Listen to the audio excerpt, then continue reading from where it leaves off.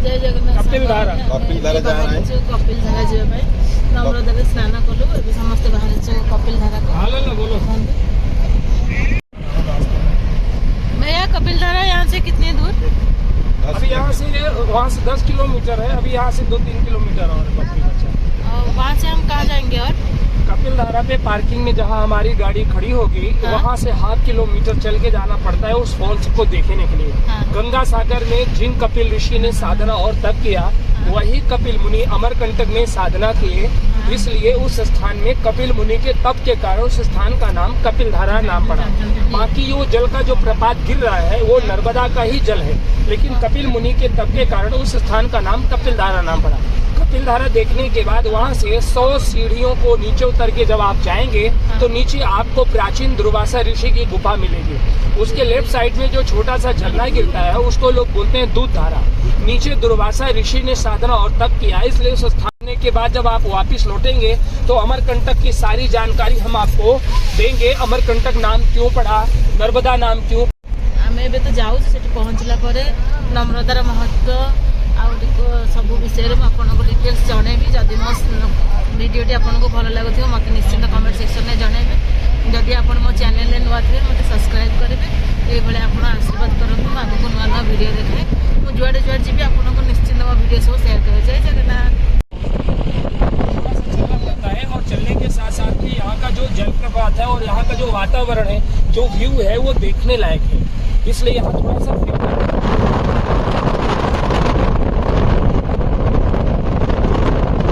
Mobile में दिखाया वो यहीं से गिरता है। कपिल धारा देखने के बाद राइट साइड से नीचे जाएगा तो आपको नीचे दुर्वासा ऋषि की गुफा मिलेगी और नीचे दुर्वासा ऋषि ने तप किया, इसलिए उसके तप के कारण दूध धारा नाम पड़ा, बराबर। और विंध्याचल पर्वत, ये 3 चीज आप देख के आए। इसके बाद फिर अपन आगे चलते हैं, ठीक है। और ये अमरकंटक का सबसे ब्यूटीफुल पॉइंट है, बंदरों का थोड़ा सा ध्यान रखिएगा, बराबर। जय। कपिल धारा को जाऊँ सीधा सीधा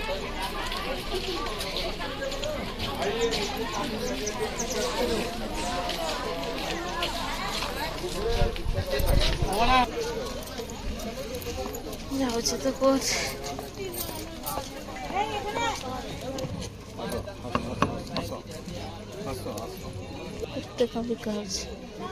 सब मंजी मेडिसिन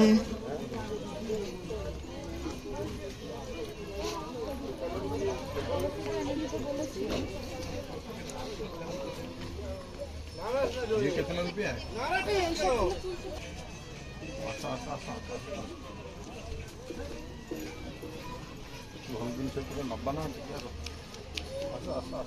ये कौन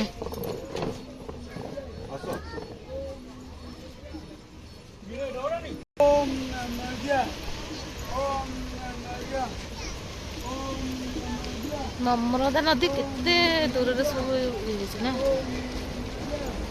बढ़िया जगह स्वामी जी कहते से भीतर तपस्या करते सब।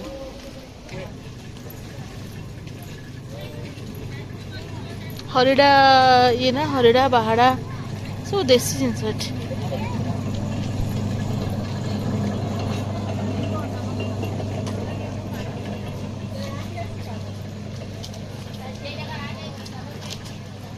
ये क्या चीज है? रुद्राक्ष बजरंगबली वाली है।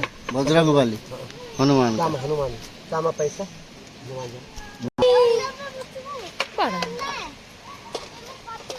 जोड़ा तो धर्म कर धर्म ही तक धर्म नहीं हो तुम नारायण आ किसी कहीं ना अपात्र दान कर ना ना अपात्र कहीं ना सब पात्र एमाने हो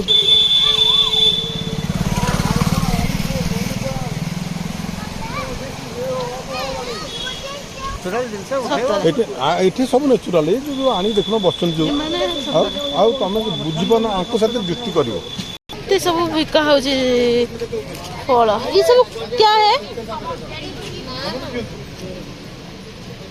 इसका नाम क्या है?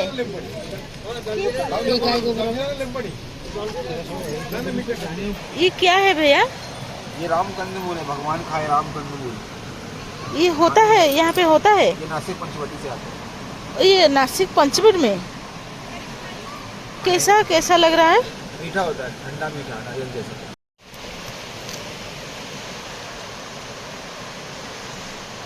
राम कंदमूल अच्छा है।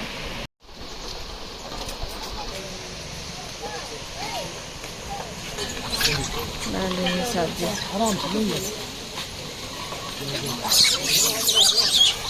चलो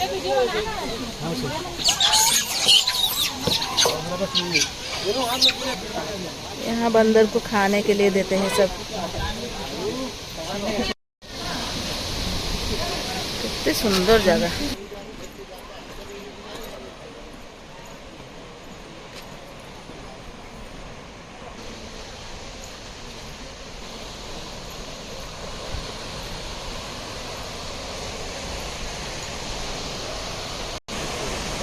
এই জায়গাটা কপিলধারা না?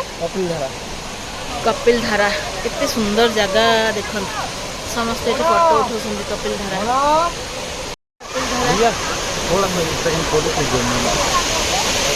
सुंदर जगह। नीचे आप बढ़िया ये आप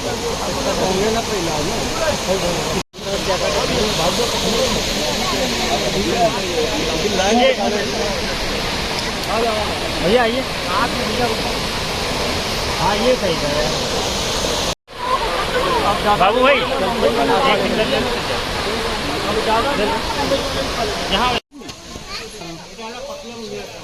कोटे এইটা कपिल मुनि गाछ ना তাহলে রে এইটি कपिल मुनि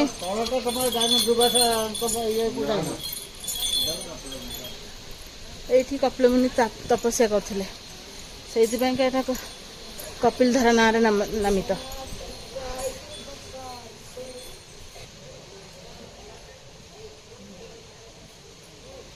दुर्गा माता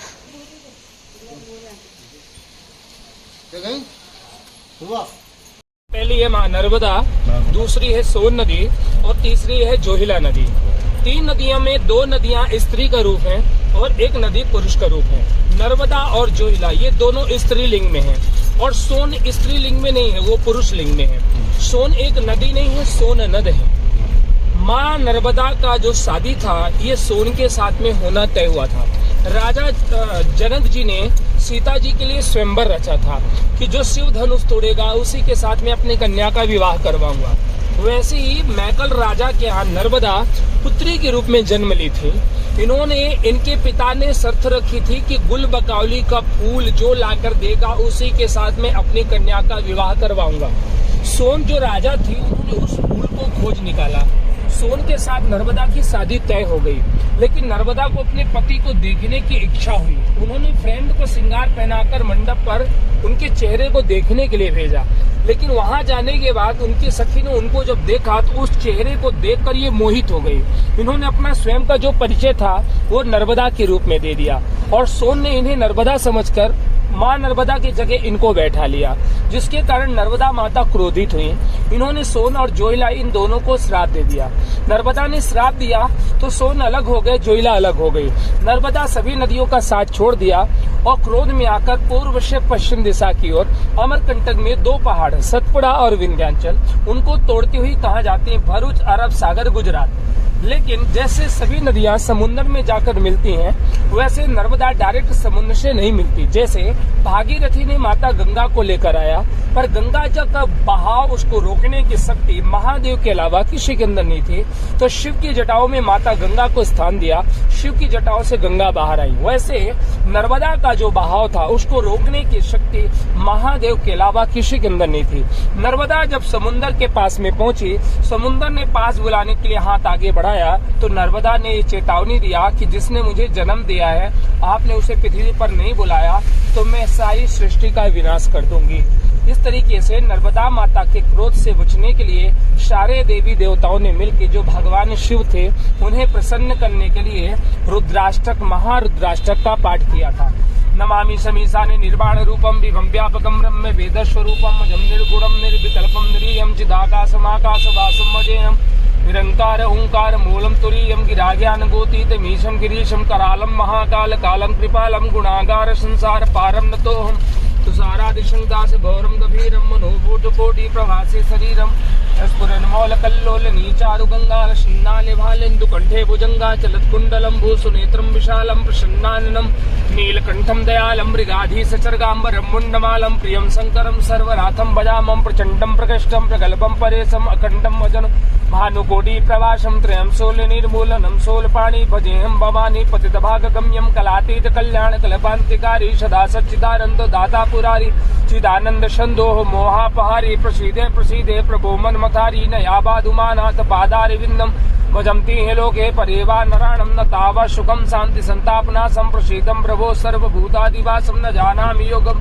जपं न पूजं न तोहं सदा सर्वदा शम्भुतुभ्यं जराजन्म दुःखोदतातत्यमानं प्रभो पाहि आपन्नमामि शम्भो। यह रुद्राक्षर सुनकर महादेव प्रसन्न हुए। शिव जी समुद्र के बीच में प्रकट हुए और उन्हीं के अंदर नर्मदा की धारा जाकर मिल गई और शिव नर्मदा जी को लेकर समुद्र के अंदर प्रवाहित हो गए। नर्मदा जी शिव जी के कंठ से निकलती हैं और शिव में ही जाकर मिल जाती हैं। इसीलिए नर्मदा माता को गंगा, जमुना, सरस्वती और ताप्ती चारों नदियों से बड़ा और श्रेष्ठ माना गया। और नर्मदा पुराण में लिखा गया कि गंगा में जाएंगे तो स्नान का महत्व है, जमुना में जाएंगे तो जल पीने का महत्व है, ताप्ती में जाएंगे तो स्मरण करने का महत्व है, परंतु नर्मदा का मात्र दर्शन से ही मोक्ष मिलता है। बोलिए नर्मदा मैया की जय।